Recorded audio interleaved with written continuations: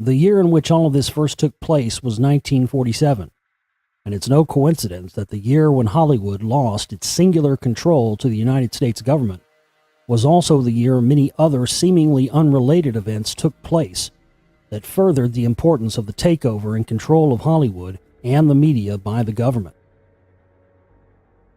The Hollywood blacklist seems to have been a cover story for a much larger agenda to use movies and television to psychologically manipulate the people to believe the version of reality being presented to them. But what happened in 1947 that all of a sudden made this so important to the powers that be?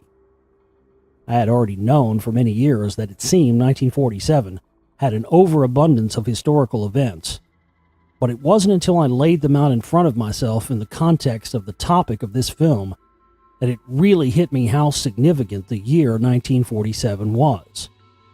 Here are some, but certainly not all, of the significant and world-changing events of 1947. The start of the Cold War, which endured for over 4 decades, from circa 1947 until the decline and eventual collapse of Eastern European and Soviet state communism in the late 1980s. John D. Rockefeller donates the New York City East River site to the United Nations for its headquarters.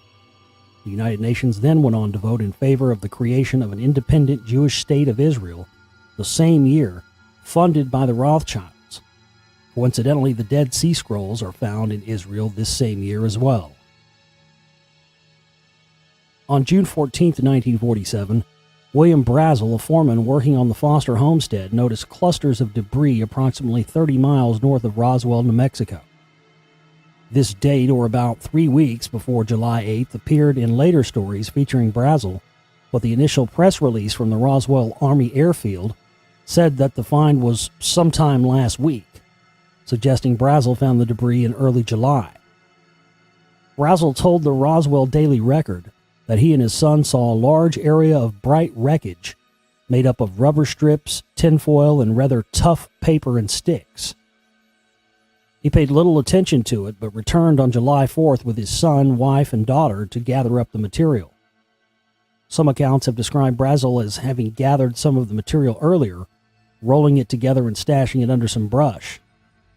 The next day, Brazel heard reports about flying discs and wondered if that was what he had picked up.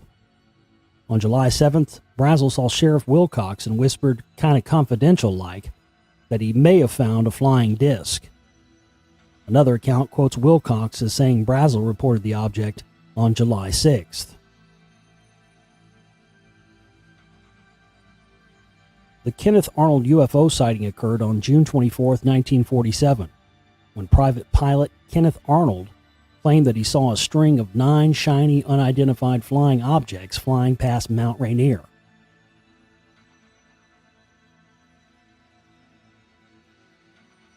Subsequently, artificial intelligence, the mobile phone, the transistor, the hologram, and ENIAC, the world's first digital computer, were all invented that same year in 1947.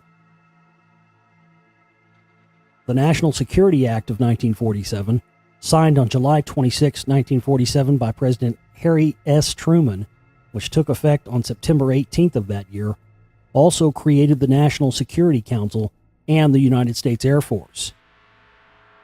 The Departments of War and Navy were combined to form the National Military Establishment. This became the Department of Defense, when the act was amended in 1949. The Central Intelligence Agency, formed in 1947 as an independent executive bureau of the U.S. government and replaced the Wartime Office of Strategic Services, the OSS, which operated from 1942 to 1945. This established black budget programs and shadow government operations, which could now conduct secret military programs beyond the watchful eyes of tax-paying citizens.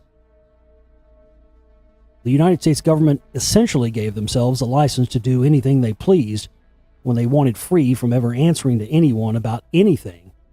They would simply use the phrase, and still do to this day, national security.